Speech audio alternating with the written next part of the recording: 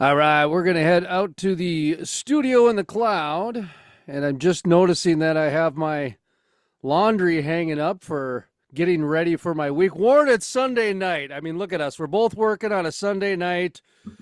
We're supposed to be taking the day off, according to the good book. But look at us. We're out here working on a Sunday night to give the fine folks a reaction to Landman Season 2, Episode 2. I'm a little confused. I'm a little bit concerned, and I'm a little delighted. Let's just call that my three-word review. Just your quick overview of episode 2, Warren, before we get into it. And you and I have not discussed any of it, not even a 5 second before we get on. Did you like it? Did you not? We got things to do, so we're ripping and reading and kind of going. So very short, just quick 30-second reaction to, just seeing it. What'd you think? Yeah, I thought that it is better than last episode. It got back into kind of the storyline of the oil and gas industry. It got back to the storylines of the people.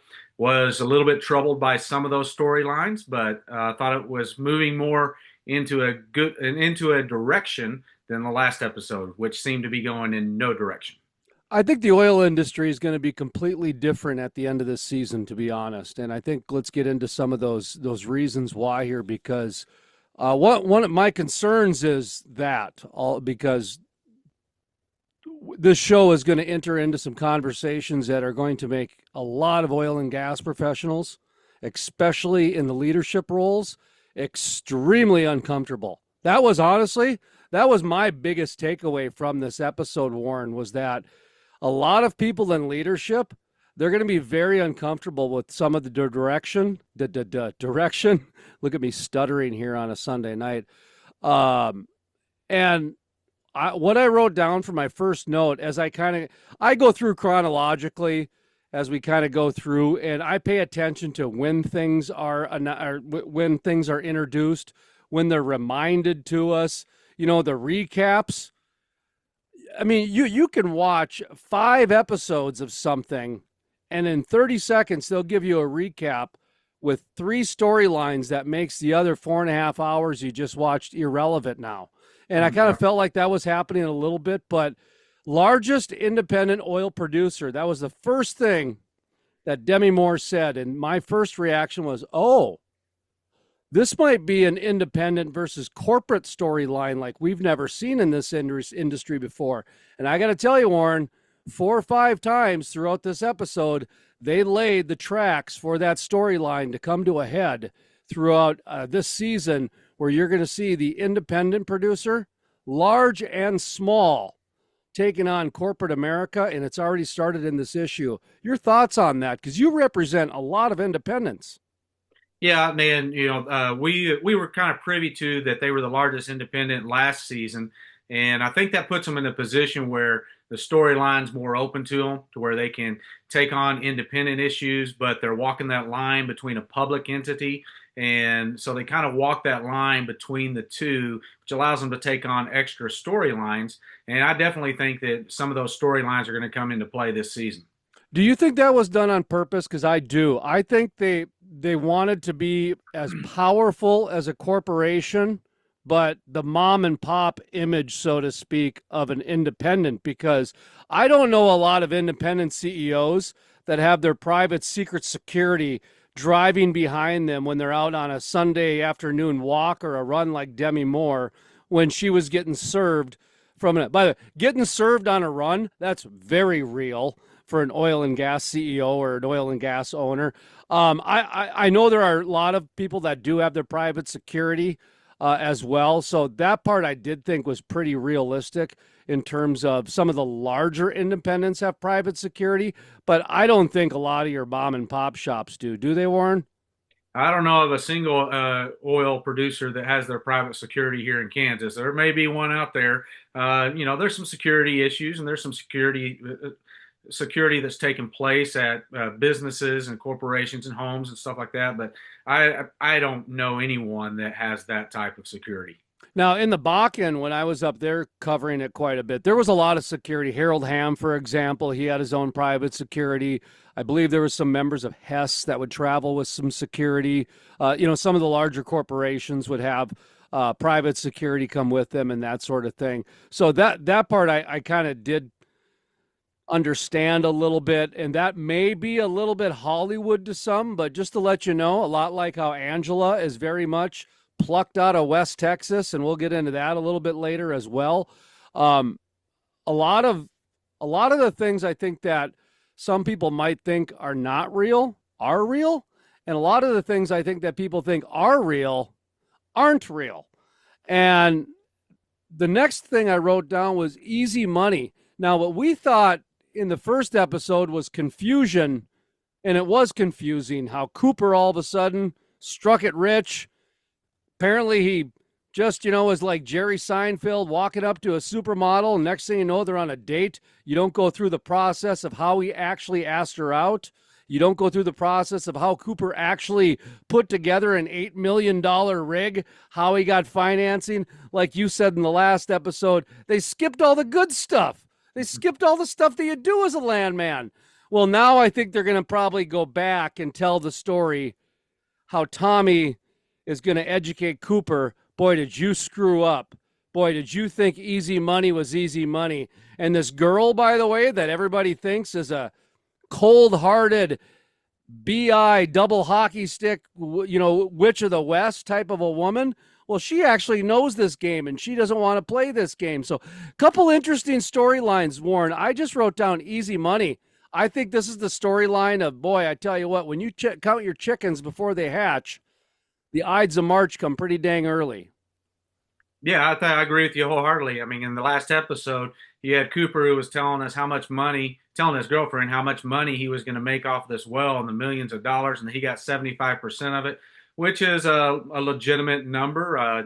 Generally about 25% of it goes to settle your royalties and your landowners and all of that stuff, and the other 75 goes to the people who have invested in the well. That's pretty, give or take, depending on the contract that you're in. I was, like I said last episode, disappointed that we missed out on how he got to that point, but now we see why we missed out on how he got to that point, because, he's now drilled in this episode, I believe it was 6 or 7 wells, 6 wells, I think it was. He's drilled 6 wells that have all hit, and he's sharing the contract with his dad. And when you showed the contract to his dad, he actually gets nothing out of that contract until every bit of it's paid back. And then his investors get 18%. And I don't know of an old person that can survive like that, because once you drill a well, that's not the end of it. Then you have to put in the operation, you have to put in the tank batteries, you have to hire a team that's going to come in and start running those wells and producing those wells. I mean, there's a lot of operations that go on that's ongoing cost. So you have to be getting something back from that. And so I agree with you. We've always heard if a deal sounds too good to be true, it probably is. And that's exactly what Cooper found himself in. But I don't know how someone that was smart enough to go out to these farmers and put together the land deals to be able to drill for a new well, get all the permitting process, the licensing process. I don't know how someone that goes that far has absolutely no idea who invested in his own company. That was what is a little bit intriguing to me, is that he had no idea who it was that invested in his company. And I don't know anyone who could put together all those deals and know the intricacies that go into those deals, but doesn't do the same due diligence in the finances. Well, I got a couple comments on that.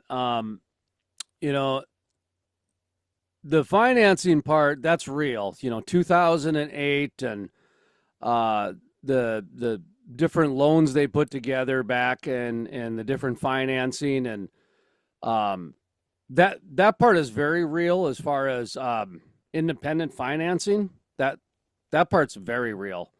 The other comment I have is they borrowed a storyline from Ocean's 13, because Andy Garcia, he was the senior partner when they went to rob Al Pacino, and he got his money first.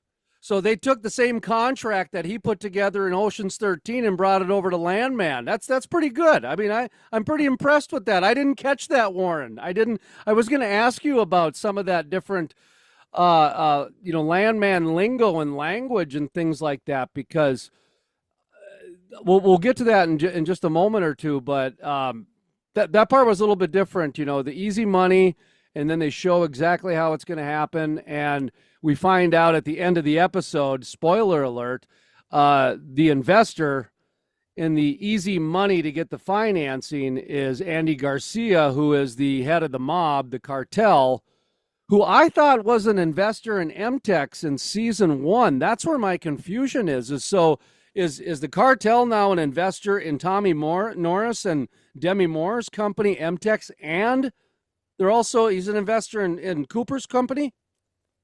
I didn't think they were an investor in MTEX. They were trying to utilize their company to funnel money and funnel drugs into the United States. They own the land. Trying to use their leases to get drugs in the United States. And then it kind of ended with him saying, trying to put together a deal to funnel money through the company. And so, we were talking about this episode was probably going to put that, and I thought it was really going to put a kind of a juxtaposition between how Cooper was going to do business and how his dad was going to do business, but really kind of reversed that and sets it up to where the money's going to be funneled through Cooper. That's interesting, because that is a twist, definitely a twist. From my standpoint, I didn't see them skipping ahead like they did with Cooper's storyline, and that allowed them to bring in Andy Garcia as the cartel. I'm wondering if Demi Moore is going to do the same thing, because she's going to go meet with some people now in the next episode, and who knows? She might be pulling that investor out too, because she has no idea who he is. She doesn't know that Andy Garcia is the cartel. Yeah. And I think you got an interesting storyline that's coming that I kind of picked up on, and that's you got the lawyer that goes in. I'm kind of jumping ahead, but you got the lawyer that goes in dealing with a insurance claim.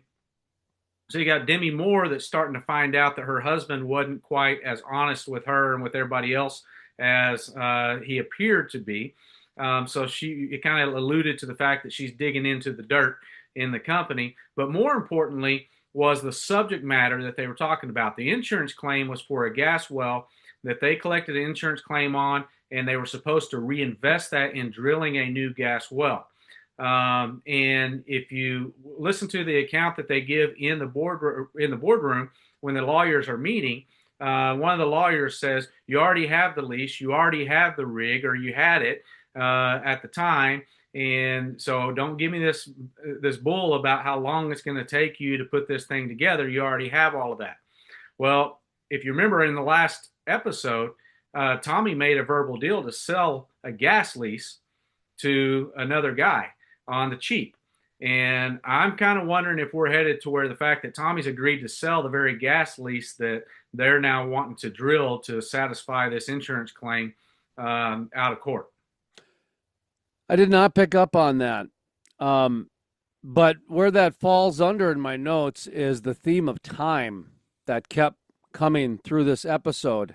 And we'll get to that in just a second. I'm going through my notes here. So largest independent oil producer, the easy money. We're still in the intro here. We haven't even made it to the first part yet. But they also set the table for entitlement with the young daughter, Ansley, and the wife, Angela, and she wants to live large.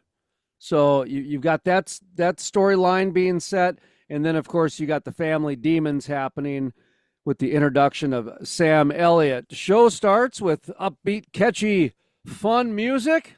You got some B-roll of the oil field workers out there. You got activity going on. And Warren, I got to say, I know people are probably tired of me saying this, but I've worked in the media my whole life since I was 10 years old. I understand narratives. I understand framing. I understand music. I understand how all this works. And this is something that the oil and gas industry should send a thank you note to Sheridan immediately and Paramount Plus, because that is so important to start something out like this and have music that's not, Jason Voorhees or Michael Myers or some flaring or a smoke. I mean, most of the posters is an oil rig on fire. So, they're using clickbait to bring you in. But when they start the episode out, they want you to feel good. They want you to feel good. And I'll tell you, they could have had cheerleaders, Warren. They could have had the Texas Christian cheerleaders, and people would have got excited there too. But this way, what they did is they said, no, we want to humanize the men. If when you take a look at what the men were doing, the men were having health food conversations. The men were having, let's bring the craziness back to some central common sense. And they're having fun, catchy music, working on dangerous oil rigs. All of a sudden, real life excitement happens, which is very real on an oil and gas rig. I'm not sure about the turning, and I got to ask you about how real that scene was in terms of the actual logistics out on the oil well. But that opening sequence, Warren, I got to say that if you work in the industry, you should be very, very happy at the way that the industry is being portrayed, especially out of the gate. Just kind of your thoughts on that. Yeah, I think that when you're looking at the background images, you're looking at the B-roll, as you might call it.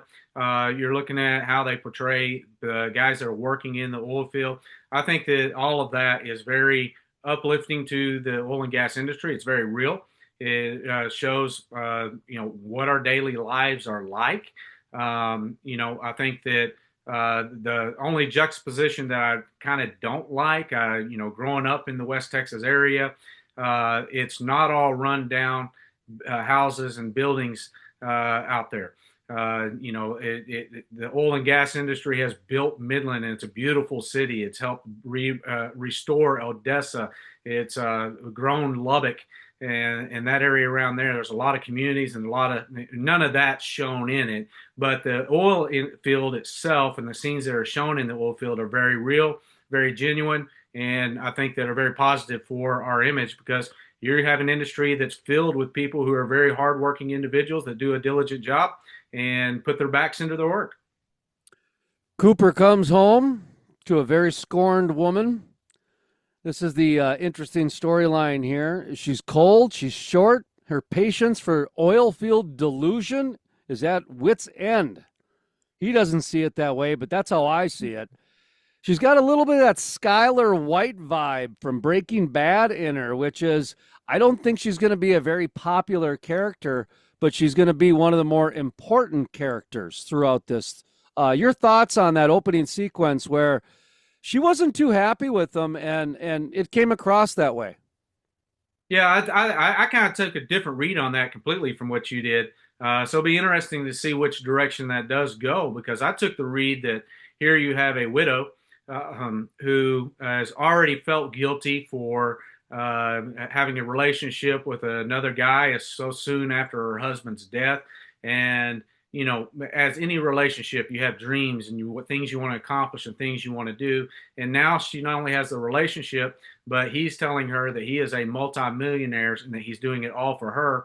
And I really kind of wondered if, that where she was coming from was more from the standpoint of grief and the fact that she felt guilty because she's doesn't have the right to be a part of this life, because that would mean giving up everything that her and her husband had, and kind of turning her back on him. So it'll be interesting to see. I kind of took it as a grief scene more than anything else. Yeah, and I wrote down some additional notes that being rich isn't my dream, she said. So on one hand, you got Angela and Ansley that are living large and expect that kind of vibe that Cooper, I guess, expects her to have. But she kind of rejects the money and what it brings to the family. And her husband was killed chasing dreams. One day he was there, the next day he was gone. So that was some of my additional notes I wrote down on that, because her character is going to, like I said, it's got that Anna Gunn, Skylar White vibe from Breaking Bad, where and who was the other one from? There was a guy from the show Titanic where he would get booed when he would go the Billy Zane. Yeah, he'd get booed and stuff. They do such a good job being kind of the antagonist to the protagonist, and they're actually supposed to in the old world be the good guy, but they're the villain in this one. And so anyway, interesting character to see where it goes, especially with her past. And she ends up kicking him out, and that's what Billy Bob, Tommy Norris, and what's his name, Jacob Cooper. Cooper. They kind of reunite through licking their wounds a little bit. So, as I mentioned, we have some health food talk at the crew camp.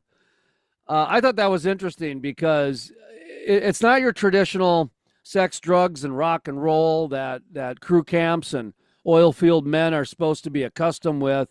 No, you've got ideology talk going on here. You've got health food talk. You can even I thought they were going to get a little bit spiritual when we started talking about the swine and the unclean food there, but then they brought in the deer, and I'm going, well, he has hoofs here, so they can't get into that part. So the health food talk at the crew camp I thought was pretty symbolic for the direction they're trying to take this show and the vibe they're trying to give it, Warren. Yeah, I think that was kind of a huge change from last season, where last season we did see a lot more of the hardcore nature of the oil and excuse me, of the oil and gas industry, and the wild side of the oil and gas industry, the fights and all of that stuff that was in the camps. And I think they realized that, this is a really humanizing story about the oil and gas industry. And I was pleased to see that they brought more of that humanizing aspect into this season. Hope that they continue to do more of that. I think that that's a very real conversation that you might hear at a camp. Not to say that there's not the wilder side to it and there's not those things that happen, but none of us live completely on the wild side. None of us live completely on the sane side. We kind of walk a line between sane and insane, and it's important to see both sides of that. Next comes a couple real scenes. Tommy's in his truck. He's moving money. He's managing the personal life. He's keeping the flow going as he's talking to the crew camp, trying to get the next job lined up. A lot of verbal contracts being uttered back and forth. And then he starts arguing with the radio. A couple of real moments there, Warren. Yeah, a couple of real moments. I really keyed in on the radio. I thought that was a very much a political statement that was built into the radio show because his argument that he was having with the radio, what he was saying and what the guys on the radio were saying was the exact same thing. It seemed to be more that he was just upset with the fact that you had to have the conversation. It should be common knowledge to everyone. But first of all, they were talking about $70 oil. I don't know when they filmed this, but if they filmed it since last season, we haven't been at $70 oil since last season. We've been closer down to $60 oil, and now even below $60 oil. But the idea that was proposed and was pushed on the radio was really the current administration's idea of how do you fix energy and how does energy play a part in fixing inflation. And so the idea goes behind that you push oil companies to put more oil out into the market, and by doing that, then it lowers the price of gasoline. And when you lower the price of gasoline, then the consumers have more money to spend, and when they spend more money, it kind of begins to wind down inflation, and oil producers will be able to make more money or be able to continue making money even on lower priced oil because the inflation will drop. And there's a couple problems with that we're seeing right now. And the problem is right now, oil is not the same as it was before 2020. Our expenses have gone up dramatically. And while majors may be able to squeak out a profit off or lower prices like we have right now, it really puts a bind on those smaller independents and the marginal well producers and even some of the larger independents. And eventually it'll put a bind on some of the larger oil companies because the cost has gone up. And that cost has gone up for a number of reasons, predominantly because of tariffs, because of the cost of supplies and the cost of aluminum and pipe. And a big one is the cost of labor. And even as inflation is going down to some a little bit here lately, it's been starting to go down. The cost of labor is not going down. And so, and part of the inflation, one of the biggest drivers of inflation is the cost of diesel, not the cost of gasoline. And we're seeing where refineries are putting more effort on the production of gasoline to keep gasoline prices down. You still have very high diesel prices, and diesel prices are the primary driver of a lot of the inflation impact that takes place, because every good and service that we get is transported or facilitated by the usage of diesel at some point. Tommy and Cooper, another humanizing moment here from the show. And this is the part that this is where I want a lot of people in the oil field to understand what Landman is doing here and what Paramount is doing with the show is humanizing the industry. So Tommy and Cooper face to face instead of over the phone. That's an important thing to point out in West Texas. In Midland, it might take you 30 minutes to drive 3 blocks. Like it's not easy to get around Midland, Odessa. I mean, it's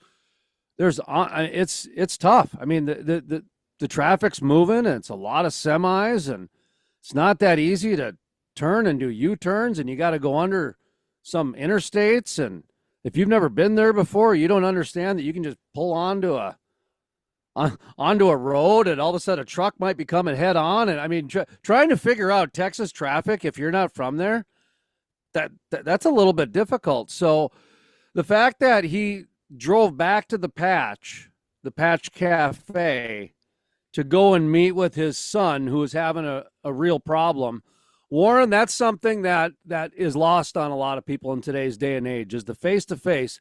But in the oil field, when you give somebody your face-to-face time, that's very, very important, because you got to be everywhere all the time between Dallas and Midland and Oklahoma City, and out on rigs that are 3.5 hours away from the nearest city. And I mean, you got to be in so many different places at one time. That's dropping everything you're doing to go and meet with your son that has a problem.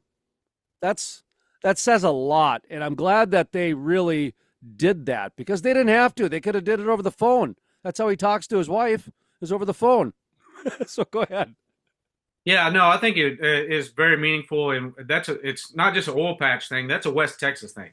In West Texas, if you're going to have an honest conversation with someone about a difficult situation or a difficult issue, you do it face to face. You don't do it over the phone. You don't do it by text. You do it face to face. That's very much the way that I grew up. If you need to have a heart to heart with someone, you better be sitting down across from them, looking them in the eye. And so I think that was important to show. The lawyers are introduced, and the female lawyer, and I forget her name, and I haven't written it down. I apologize. A little bit behind on my preparation here on this Sunday. A lot of football today and outdoor time. It's our last 50-degree day until we get in the teens tomorrow. We're going to get in the single digits and the teens tomorrow here. So she's right out of the gate. She's a villain. They introduce her as a villain. There's no question asked. She's the polar opposite of Nate, who Angela calls Neil. And Nate is the classic central casting attorney. He's got the ring hairdo and the whole deal. I almost thought that juxtaposition of those two attorneys next to each other almost normalized Demi Moore's character. That was kind of... Demi Moore was now in the middle of these two kind of ultra nice guy and ultra cold-hearted attorney here. So interesting storyline, this young female attorney who got corporate America dangled in front of her a little bit later in the episode. She might jump ship a little bit later on. So she's got an interesting storyline, Warren. Yeah, and I think that she said it very clearly. She looked right at Nate and she said, "You're on the wrong side of the leadership here, so don't ever raise your voice to me again." I think she clearly is setting up that juxtaposition between, what are you going to see? Are you going to see Demi Moore stick with Nate, the more classic traditional lawyer, and Tommy go with this young firebrand, which he sent her instead of Nate? So it kind of looks like Tommy's leaning towards her. And so, but it's also interesting when, last episode, she basically, it was pulling teeth and to get her to have a positive outlook on the oil and gas industry. And then this episode, she's dangled a position that was exactly what she wanted in the last season. And she walks out saying that she's happy. So again, I think we've skipped forward in a storyline here where maybe we don't fully understand what transition has taken place in her character development to get her from the point where she was questioning everything, didn't want to be a part of the industry, thought the industry was dying, to where this is where she wants to be. So I think there's more in that storyline that needs to be developed. A little bit later in the episode, sticking with the young attorney, the independent attorney versus the corporate attorney. This was another independent versus corporate America storyline theme that was present throughout this episode. And this was something I thought was pretty realistic too. Obviously not word for word, but just the general storyline of, you have a young independent who thinks they understand the way the world works. They get into literally a room of 5 people versus 1. Maybe it was 4, but either way, it was one side of attorneys versus 1. And that, boy, was that exactly the way corporate America and the government work versus the small independent. Team of people versus one person. Altruism versus reality. And the part I wrote down was the whack-a-mole.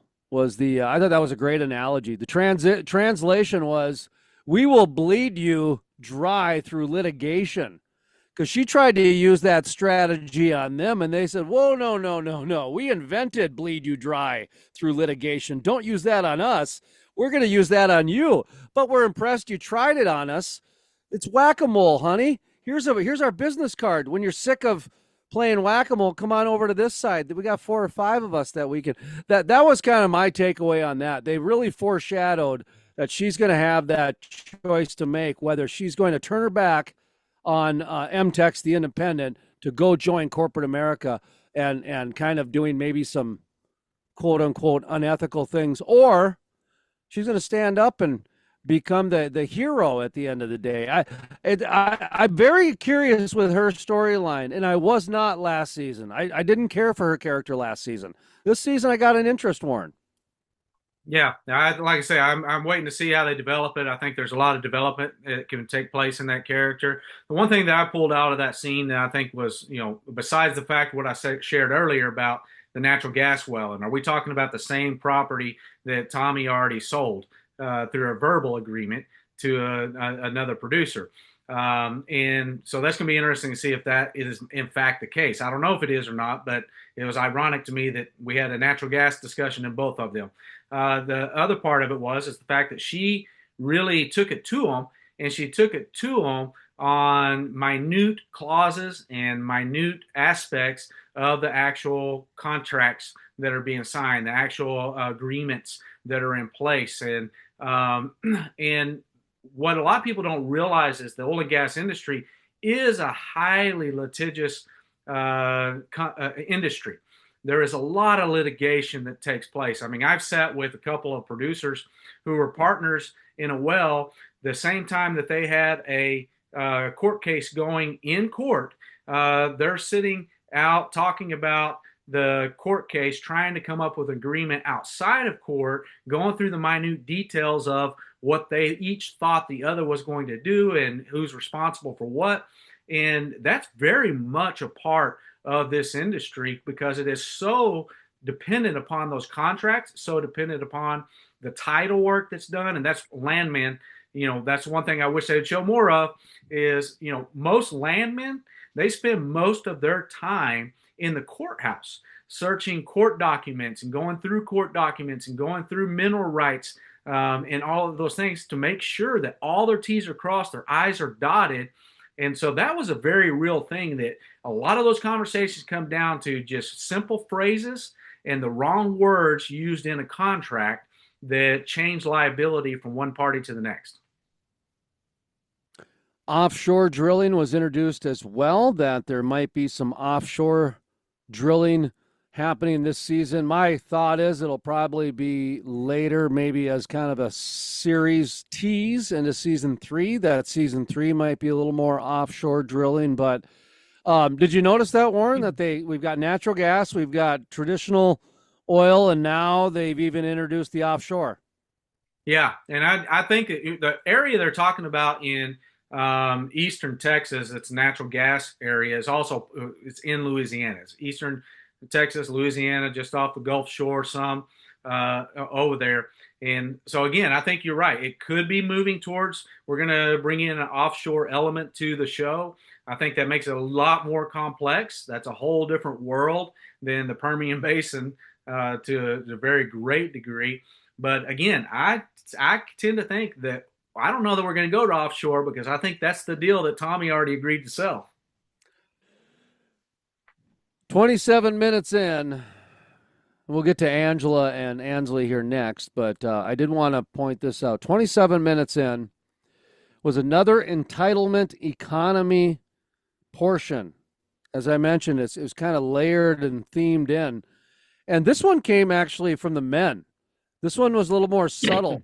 And I wanted to get your opinion on this, Warren, because you represent so many mom and pops that this is probably a little bit more sensitive to the mom and pops of the world than it is to anybody else. Like, I'm talking about average listeners and average viewers and readers, and people who work for oil and gas companies probably aren't even aware of this. People who work in government probably aren't even aware of this, because the horse is so far out of the barn on these types of entitlements that it's prid quo quo now. Prid quo quo now. Geez, boy, it's tough on a Sunday night here. They're not all award winners, folks. Okay, so Cooper, he's using the M-Tex truck, but he's out at his well sites. Did you notice that? Yeah. Because they got in the M-Tex truck. So that's entitlement number one. A lot of people don't understand that truck doesn't get to go and use the competition's truck. So if I'm going to go start up a oil company, I just can't go use someone else's truck and go drive out to different well sites and that kind of thing. So that's entitlement number one. Entitlement number two was Tommy calls the M-Tex attorney to have him do legal work for his son. Now, this is something that would kill most smaller companies, or most independents don't have this type of resources. Corporations do, and people who work for corporations and access and that kind of thing. But those are two things that mom and pops and startups, those are things that literally can put you out of business in the first year. And right in front of us, just boom. Here's a guy who's apparently made $50 million in 20 seconds, but he's got to use all these entitlements to get it going. That is not lost on me, Warren. That was not lost on me. Did you notice that at all? Yeah, I had a couple questions about that scene. One, he was driving his truck because his dad handed him the keys and said, "Hey, drive the truck while I read the contract." I see. So it was his dad's truck. Okay. It's his dad's truck, and he's like, "You drive while I read the contract on the way back." But still, in the corporate world, that would, that's a fireable offense. Okay, thank you, because I that's where I'm like, what's going on here? Is he working in an independent world? It may not be ethical or appropriate, but it's not necessary. I mean, he's the owner of the company, or not the owner. He's the president of the company, and so it's a little bit different. There's not quite the oversight as in the corporate. But world. You are right, because he's saying, drive this company vehicle while I read your contract, son. Right. Yes. Right. Yes. Okay. Go ahead. And then he calls, which I thought was interesting. He calls Nate. He calls Nate and asks him to find out all about this company that's out there and who they are and all of this stuff.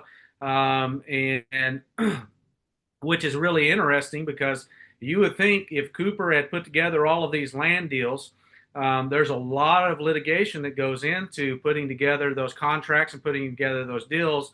you would think he would already have an attorney that he would be able to call up to find out who is the one financing the company behind him. But at the same time, you got the other side of it, the mom and pop, where where it's small independent company. You got the same attorney that does your oil and some of them have the same attorney that does their oil and gas, that handles their homestead, handles their family, and all that does all of their legal work for them. And then you got other companies that has specialized lawyers. Just kind of depends on the size, and it depends on your economic background. But yeah, I think it kind of delved into that role. And I think it also points out what we were talking about before, that you're talking about a company that's right on that verge of being an independent versus a publicly owned company. And so this is one of those storylines. You can pull it back down to the independent, which if they're the largest independent in the Permian Basin, their lead attorney is probably not going to be doing some homework on the president's son. So. But that's why you have to point out that he called him as a friend. Yeah. He didn't call him, and that's where it becomes that loophole and it becomes that gray area, because he didn't call the young female attorney because they don't like each other. He called Nate because Nate's his friend, and he knows that Nate will do this, and he knows Nate will keep his mouth shut. And that is it's not malice by any means. It's supposedly, for the greater good, if you will. But I just noticed that, because if you're a small business and you're trying to make ends meet and you're trying to be scrappy out there and make it work, those are the types of things that you're up against that people don't understand, that happen on a day-to-day basis, that access and connections, they can make or break somebody without the person even knowing it on a regular basis. And that was one of those examples. That's it. I just wanted to point it out for that reason, Warren. So no, and I think it definitely is, because what was Nate doing at the time? Nate was doing the legal work on this $400 million issue that they have. And Tommy tells him to get on his son's issue immediately. And right. So and by the way, technically they're competition. Yeah. Correct? Correct. I mean, technically they are competition. Yeah. Well, they certainly not partners, right, just because they're related. So, yeah, and that's something I think people need to understand happens a lot more than people realize. The other side of entitlement here, this is a very interesting storyline, how they've completely changed and tweaked the areas of Angela and Ansley, the women, the West Texas trouble, I'll just call them. And in the beginning, of course, you're showing the different sides of it, but they went back to the nursing home, the senior center, and they didn't go to the strip club. They kind of did the PG version of it, if you will. They wanted to kind of bring it back a little bit and cause some chaos. But boy, I tell you, it was something else. Angela stood up to the old people police in a way that's probably going to endear her to a lot of libertarian-minded folks and oil field folks. And Ansley, she just continues her hot nonsense with I'm not sure. My brain hurts a little bit when she's done talking, Warren, because she where's my notes on this? Because I had to my jaw dropped. My jaw dropped. Like when you're talking about that level of writing is very good, where she talks about the cheerleaders cheerlead for everybody, and then she walks through the fact that she's not right.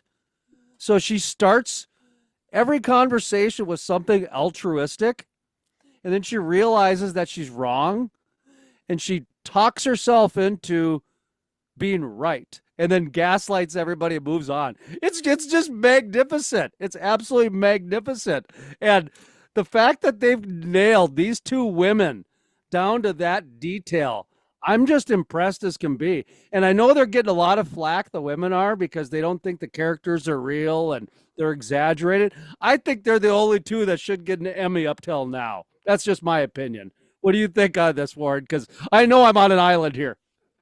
Yeah, you're all on that island all by yourself, and I hope that a ship comes by to save you at some point. I have a hard time with either one of them. But I will honestly say, and I'll honestly say this, that the scene this time at the nursing home actually bothered me more than the strip club. And it bothered me much more than the strip club because it took place in the nursing home. And I've worked with nursing homes in the past. I've done some organizational work to help get nonprofit assisted living centers going. And the criteria of the activities, I've done activities in nursing homes where I've spoken there, where I've done activities with them. I've done a lot of work in nursing homes, and every one of them has to be approved by the staff, has to be vetted by the staff. The amount of drugs that interact with alcohol at a nursing home, it's one thing when they went to the strip club, because one of the nursing homes I worked with, we actually took a bunch of their residents to the casino and went to the casino to let them have a day out playing at the casino. And that's an important part of quality of life. But the individuals that were able to go to the casino had to pass a certain bar of their mental cognizance, their health, to where it was safe for them to go and do that. To come into the nursing home and have a party with alcohol and all that stuff in the nursing home, I thought that was way over the top, and I actually thought that was kind of insulting to our nursing home people because they do a lot of times they have a very hard time being able to take care of everybody. I don't think we need to besmirch them that way. So I was a little bit surprised they came back to the nursing home as well, to be honest with you. And I get what they were trying to do in their mind. I believe they were trying to bring back that kind of vibe they had from season one, but not as heavy on, the sexuality part. So it was, like even the old woman shaking her booty, I can see where somebody, that's just having fun and being empowering. And I get all that. I'm with you on the fact that the nursing homes administration was kind of thrown under the bus because I too have worked in nursing homes. I started a intergenerational card club with the Eventide Nursing Home in Fargo, which we had for 8 years, and it was fantastic. And I know exactly what you're talking about. Just even getting together once a week and playing cards with confirmation kids and seniors. We had criteria and rules. We had orientation and at least something people had to read to know what the different rules were and things like that. And this was like 20 years ago, like when I was doing this. So I get that part of it, and I didn't really absorb that, but I understand what you're saying when you said that, because I totally understand that. And I may just be pouring my anger out on that because I do support nursing homes in a very real way, and the hard work that there's good nursing homes, there's bad nursing homes, but the vast majority of people that work in a nursing home have a lot of care for the patients that they're working for, or the residents that they're working for. But I think that I may be pouring out a little bit too much vindictiveness on that scene just because I really don't want to talk about Angela and Ainsley. Well, I certainly can understand that. I can understand the throwing the nursing center, the senior center staff under the bus, because they got enough problems to deal with on a regular basis, to be honest, that they didn't need this. They also, like I mentioned before, I think they could have went some other directions with trying to get their storyline together on their character development. But at the end of it, what I think they're trying to show is that Angela is a no-nonsense woman, and she's very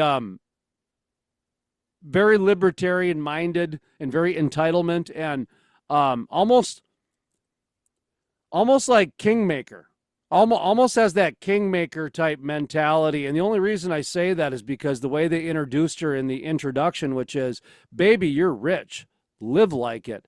And here's Tommy looking at her going, we're in a private jet. Like, what more do you, like, how out of touch are you, honey? Like that's kind of the character development I think they're getting with her, but they're trying to make her likable. I'll throw out an alternative term instead of Kingmaker and that kind of role. I think she's really portraying more of the role of an untouchable. Yeah, That yeah. that I'm an untouchable. I can do whatever I want, wherever I want, however I want. Call my husband and he gets me out of the cuffs.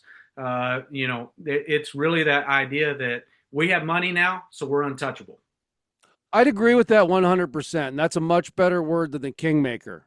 Yeah, that's definitely. And in a moment I couldn't come up with that, so thank you, because that's a much better description, and that was played out because she was in handcuffs, and what did Tommy do? And by the way, I thought that back and forth with the police officer, the sheriff, he was the sheriff, right? He was the sheriff, I think.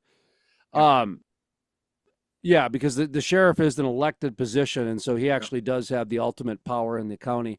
I thought that was a very real conversation. Like, I got bigger problems to deal with. We got, stuff getting stolen from this site. I got this person reported missing. We got this going on. I don't need this nursing home nonsense in my world. Here, I got this guy who works for the oil company kind of giving me the XYZ, and I got this old nursing home cop that's trying to be bigger than his badge that he doesn't own. So I thought, by the way, the back and forth between the police officer, sheriff, and the president of the oil company was pretty real too. I did. Yeah, I thought it was pretty real. I mean, I've had an incident like that where I was driving through West Texas, driving down a highway, a pickup comes up behind me with his lights and floodlights, and they have light bars on, and bright lights as he drove up behind me and flew past me. So I just flashed my lights at him just to let him know, hey, I didn't mean it in a mean way or anything. Just, hey, your lights are bright, man. You're blinding me. So I flashed my lights at him. Well, he immediately slammed on his brakes and then started driving. We're out in the middle of nowhere in West Texas. He starts driving beside me, trying to run me off the road to get me to stop. Well, I'm not about to stop out there, and kept trying to run me off the road. I call 911. So I call 911 and tell them what's going on. I keep going down the road, trying to stay far behind him and, not pull over, get to the next town. And when I get to the next town, immediately I'm pulled over. He's not. I'm pulled over because I called 911, which went to the switchboard. He had the phone number to the local police, and he called the local police officer. And so the local police officer pulled me over instead of him. And they pulled me out of the truck. They questioned my wife and me separately. And we had to go through we had our whole family in our car with us. And they finally, let us go without anything. But it really just came down to, I was a visitor driving through that area, and he was a local that had the police officer's phone number in his pocket. So, there is some of that takes place. There's no doubt about it.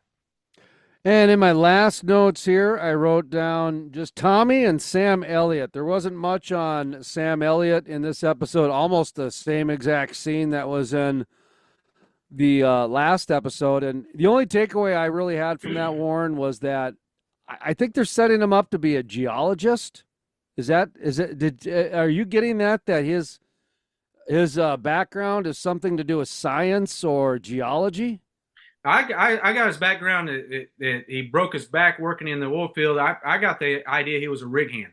He was Okay. a rig hand or pumper. He was out there working, and never he asked both his son and his grandson, Tommy and Cooper. He asked them both if they basically have sold out, meaning you became owners instead of workers. And so he sees the wealthy producer that owns everything. And it's that idea that's in a lot of industries, not just the oil industry, but a lot of industries where you have people who are on the lower rungs that really have somewhat despise the people who are at the top rungs scenario. And that was the scenario that I got from him from the conversation that they were having. But it is interesting with with Cooper bringing on these new wells. Now he's in this problem. I'm just wondering if they're going to bring Sam back on to help out Cooper now to get his oil operation, because he's drilled wells, but he doesn't have them operating. They're not pumping anything at this point in time. And I think you might be right on the worker part, and I'm going to change my prediction to where I think he was a worker, but became almost like a self-taught geologist through the School of Hard Knocks. And The reason I say that is they keep setting him up to be some kind of scientific minded person.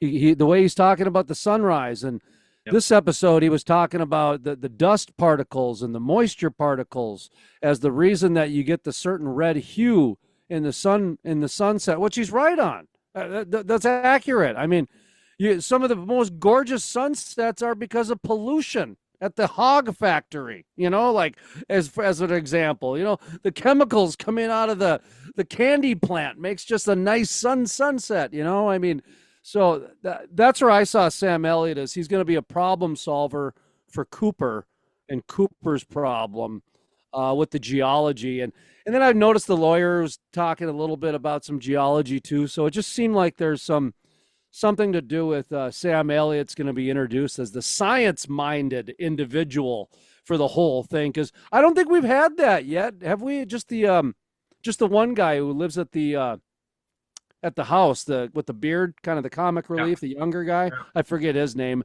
but he's kind of the rig hand scientist, right? Up till this point. Yeah.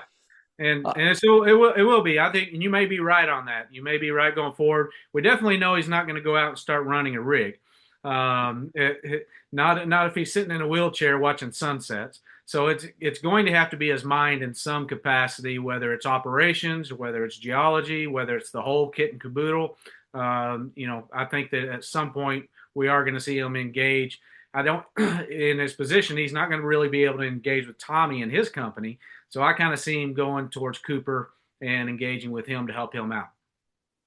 I do too. And that kind of concludes the first episode here as far as that I've got down with my notes. Anything that we left out that you have in your notes, Warren?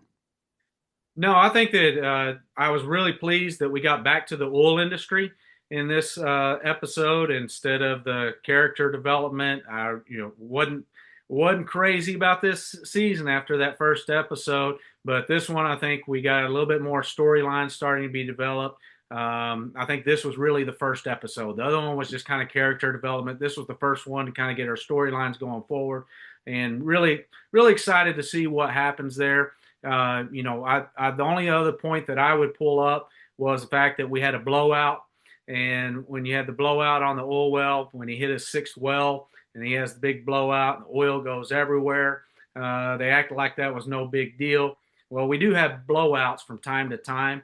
Those blowouts, we have blowout preventers that help shut those down and keep that from happening. That's not something we want to see. They almost made it like the old days where everybody danced around in the oil after it blew up on everybody. That doesn't happen nowadays. It's a problem when there's a blowout that takes place because somebody didn't do something and something went wrong. And we do everything we can to really prevent that from happening. And so I wish that it was portrayed a little bit differently, because that's a pretty big deal to happen at a well. I actually thought that was something positive for the industry, and that was in the beginning. I know in my notes, because I wrote down that the upbeat, catchy, fun music. They're partying, they're dancing, and then the music stops. Little real life drama, problem solved. Music fun once again. And by the way, that little blip in the music was the blowout. That's what you're talking about. Was like, yeah. There was just like a little bit of oh, gee, look at that. Someone dropped their sandwich. Let's go pick it up. Now we're back to partying again. And that was big for me, because I'm going, was that a blowout I just saw? That's why I wrote down. I got to ask Ward what the cranking was, because that seemed a little bit too easy in terms of a major accident. Last season, they had to manufacture fiction in order to get accidents. In this one, they just kind of blow right by the whole BP thing was because of a blowout, right? I mean, so there we go. I mean, they could have went to that level, but I don't know. Overall, I liked it. I'm a little bit concerned with some of the storylines in terms of what the demographics are and some of the directions they're going, but that's okay. That's good. I shouldn't know what's going on. It's a soap opera. It's supposed to clean my opera, Warren. So I'm a grown man watching a soap opera. I can't get any.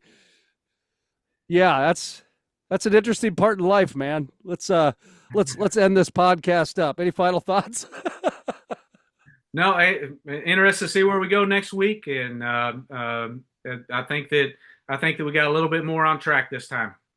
All right, Warren Martin, Kansas Strong, Jason Spiess, The Crude Life, Landman, Season 2. We'll be back next week where Andy Garcia is making his debut on Season 2.